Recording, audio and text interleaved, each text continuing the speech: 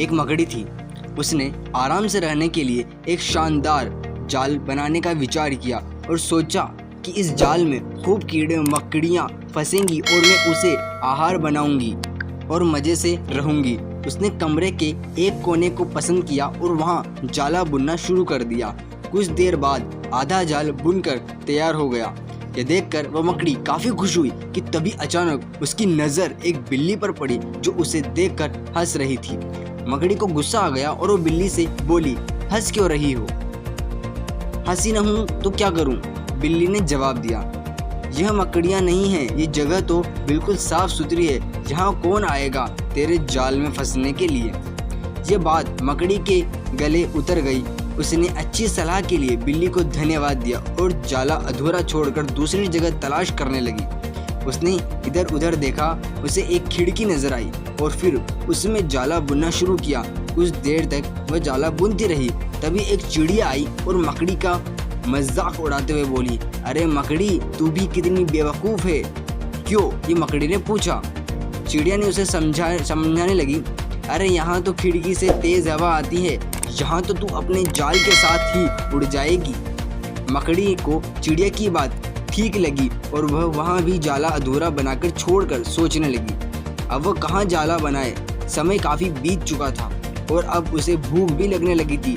अब उसे एक अलमारी का खुला दरवाज़ा दिखा और उसने उसी में अपना जाला बुनना शुरू किया।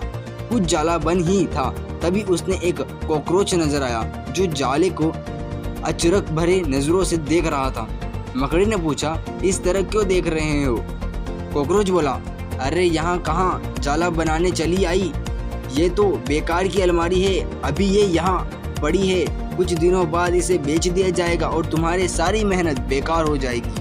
ये सुनकर मकड़ी ने कहा कि वहाँ से हट जाना ही बेहतर समझा। बार बार प्रयास करने से वो काफ़ी थक भी चुकी थी और उसके अंदर जाला बुनने की जो ताकत भी वो नहीं बची थी। भूख की वजह से वो काफ़ी परेशान हो चुकी थी। उसे पछतावा हो रहा था कि अगर पहले ही जाला बुन लेती तो अच्छा रहता, पर अब वो कुछ नहीं कर सकती थी, उसी हालत में पड़ी रही। जब मकड़ी को लगा कि अब कुछ नहीं हो सकता तो उसके पास से गुजर रही चींटी से मदद करने का आग्रह किया, रिक्वेस्ट की। चींटी बोली, मैं बहुत देर से तुम्हें देख रही थी, तुम बार बार अपना काम शुरू करती और दूसरों के कहने पर उसे अधूरा ही छोड़ देती, और जो लोग ऐसा करते उनकी यह गलती होती है। और ऐसा कहते हुए वह अपने रास्ते चली गई और मकड़ी पछताती हुई निठाल बैठी रही। दोस्तों, हमारी ज़िंदगी में भी कई बार कुछ ऐसा ही होता है। हम कोई काम स्टार्ट तो करते हैं, शुरू में हम उस काम के लिए बड़े उत्साहित होते हैं, पर लोगों के कमेंट्स की वजह से उत्साह हमारा कम होने लगता है।